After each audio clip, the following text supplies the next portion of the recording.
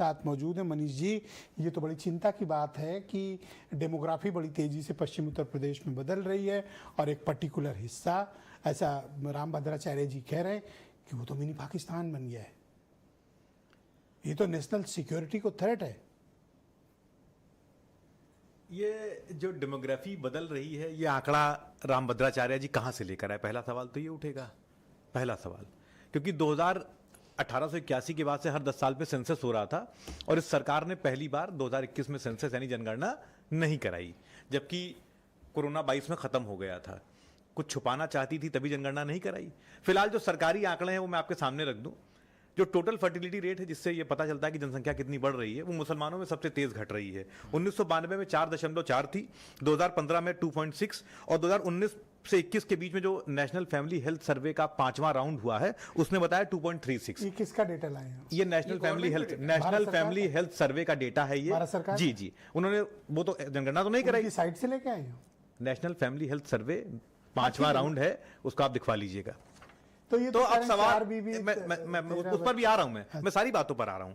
तो सरकारी आंकड़े हालांकि इन्होंने वो नहीं कराया, लेकिन इनके अपनी जो नेशनल फैमिली वो ये बता रही है कि उनका जो टीएफआर है बहुत तेज है, 2.1 पे रिप्लेसमेंट लेवल होता है। एनएफएस का डेटा है ji, national family health survey round 5 का 19 से 21 का डेटा है 2.36 का। ठीक है, उनका टीएफआर बहुत तेज गिर रहा है और बहुत जल्दी मुझे लगता है इस बार जब जनगणना के आंकड़े आएंगे तो वो जो स्टेबलाइजेशन लेवल, रिप्लेसमेंट लेवल है 2.1 का, उस पर आ जाएगा। ठीक, तो पहला तो ये जो राम भद्राचार्य जी के आश्रम में या भाजपा के आईटी कार्यालय में तो ये डेटा होता नहीं है, डेटा तो सरकारी है और सबके बीच में होता है, तो डेटा तो कुछ और कह रहा है, पहली बात।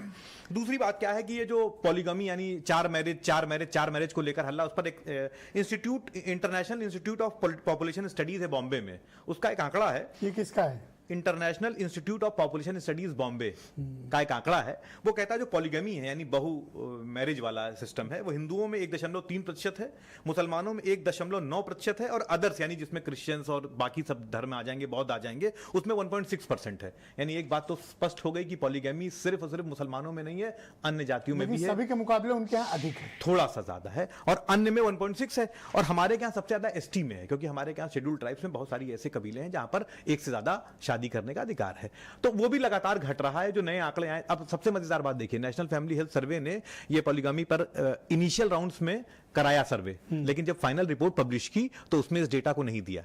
क्या छिपाना चाहते हैं? क्योंकि जो संजय भाई कह रहे हैं फिर उनको कहने का मौका कैसे मिलेगा? यानी अगर ये आंकड़ा भी आ जाए कि मुसलमानों में पॉलीगमी खत्म हो गई है या लगभग ना के बराबर या उतनी ही है जितनी हिंदुओं में है, तो ये कैसे बात करेंगे? एक सब्जेक्ट ये है कि देखिए, मैं अपनी बात पूरी कर लूं। आप लोगों ने बहुत सारी बातें कह दी और बहुत दुर्भाग्यपूर्ण बातें इस चैनल पर अभी इस जगह पर हो रही हैं। जैसे आप कह रहे हैं साहब डेमोग्राफी बदल रही है, उन्होंने कहा मिनी पाकिस्तान हो गया। क्या मतलब उनका कहने का मतलब मुसलमानों की जनसंख्या वहां पर कुछ क्षेत्रों में बढ़ गई है तो मिनी पाकिस्तान हो गया, यानी वहां जो मुसलमान रह रहा है वो पाकिस्तानी है। और अगर वो पाकिस्तानी है तो गृह मंत्री अमित शाह जी को तुरंत इस्तीफा देना चाहिए कि उनके देश में पाकिस्तानी आके रह रहा है। और अगर वो भारतीय नागरिक है और राम भद्राचार्य जी उसको पाकिस्तानी कह रहे हैं तो उनके ऊपर एफआईआर होनी चाहिए कि कैसे उन्होंने संविधान, जो लोग वैधानिक नागरिक है हमारे, उनको कैसे पाकिस्तानी कह रहे हैं। एक हिंदू संघ पर एफआईआर चाहती है। मैं उस आदमी पर एफआईआर चाहता हूं जिसने संविधान में हमारे वैधानिक नागरिकों को पाकिस्तानी कहा। आप कह रहे हैं साहब डेमोग्राफी बदल गई, क्या मतलब है इस बात का आपका? क्या आप कह रहे हैं कि वहां पर मुसलमान बढ़ गया? ये कह रहे हैं साहब वो निकलते हैं तो बुर्गे वाली औरतें मिलती हैं। आपको इतनी नफरत है बुर्गे वाली औरतों से? ये देश, ये संविधान कहता है। बीच में नहीं सर, बीच में रुक जाए सर, रुक जाए। पहला राउंड है सर, सबको अपनी बात कहने का हक है। यह संविधान कहता है कि इस देश में सभी धर्मों के लोग एक साथ रहेंगे। ये संविधान कहता है, ये किसी का दिया हुआ अधिकार नहीं है, ये संविधान का दिया हुआ अधिकार है। और आप कहते हैं साहब हम जब उधर बस से निकलते हैं तो वो पैजामे वाले लोग मिलते हैं और कितनी नफरत भरी पड़ी है आपके मन में।